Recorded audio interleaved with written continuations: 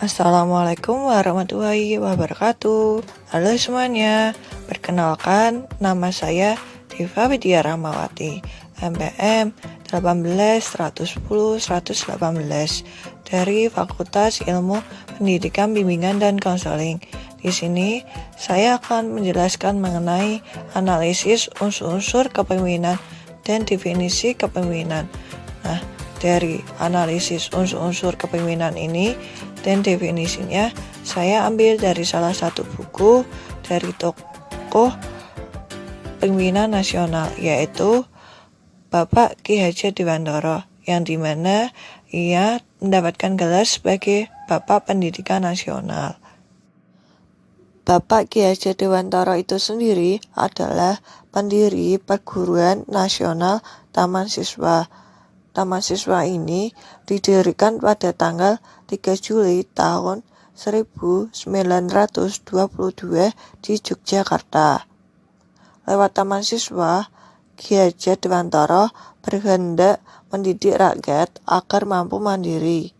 Pendidikan bagi rakyat adalah niscaya untuk mewujudkan cita-cita memerdekakan diri dari ketertindasan melalui metode Amaung. Taman Siswa meletakkan pendidikan sebagai alat dan syarat untuk anak-anak hidup sendiri, mandiri, dan berguna bagi masyarakat. Serta kepribadian sosok Ki Hajar Dewantara itu sendiri dapat diuraikan sebagai sosok yang keras tapi tidak kasar, nasional sejati, pemimpin yang konsisten, berani dan setia, dan juga bersahaja. Nah, kemudian dari analisis unsur-unsur kepemimpinan yang ada di dalam buku Bapak Ki Hajar Dewantara, terdapat 3 unsur-unsur kepemimpinan, yaitu yang pertama, Engaso Suntulodo, yang diartikan sebagai di depan menjadi teladan. Menjadi teladan, sebuah prinsip luhur yang selalu ditanamkan sebagai budi pekerti atau jiwa bangsa Indonesia. Kita tahu betul dalam hal menjadi teladan artinya ada orang lain yang akan melihat, memperhatikan, dan mengulangi apa yang kita lakukan, entah sebagai guru dalam ruang kelasnya, entah sebagai ayah di depan anak istrinya, mungkin juga sebagai pimpinan dan atasan dalam lingkungan, organisasi, dan pekerjaan. Segala tindak tanduk kita akan diperhatikan bahkan ditiru oleh mereka yang kita pimpin, sebab kita nampak di depan mereka. Jika orang-orang yang kita pimpin, kita ingin mereka menjadi seorang yang unggul, berdaya guna, dan berdampak baik bagi organisasi dan perusahaan, maka berikanlah teladan yang sama terhadap mereka.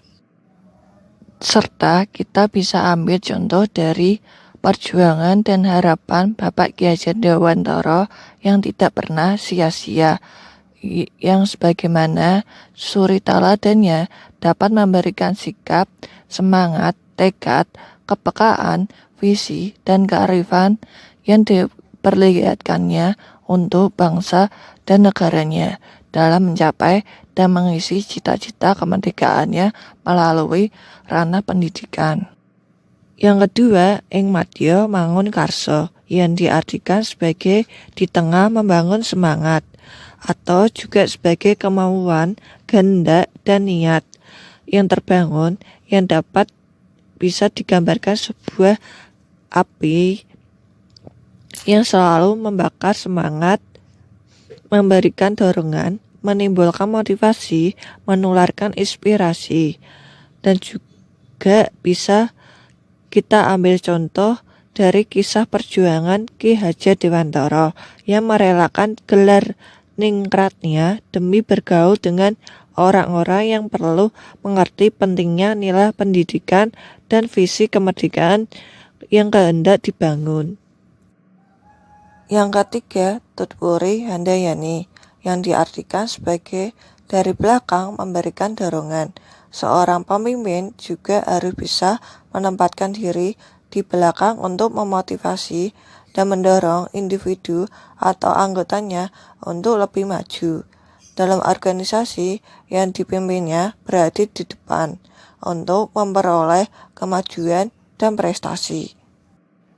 Dan kita bisa ambil contoh melalui Bapak Ki Hajar Dewantara dengan mengajak masyarakat untuk membangun kebudayaan dan pandangan hidup sendiri dengan menyampaikan benih-benih kemerdekaan di hati rakyat melalui pendidikan yang bersifat nasional dalam segala aspek. 3 semboyan yang dicetuskan oleh Bapak Ki Hajar Dewantara adalah sebuah keselarasan yang bertumbuh bersama dan saling mendukung satu sama lain. Selanjutnya, apa sih itu kepemimpinan?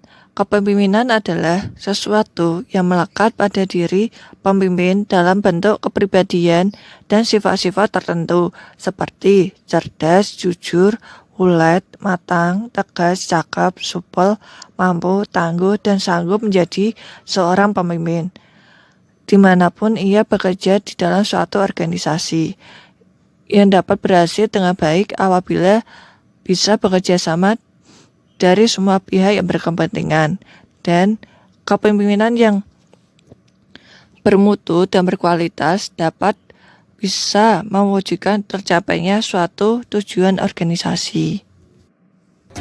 Sekian dari penjelasan saya mengenai unsur-unsur kepemimpinan dan definisi kepemimpinan. Nah, terima kasih. Wassalamualaikum warahmatullahi wabarakatuh.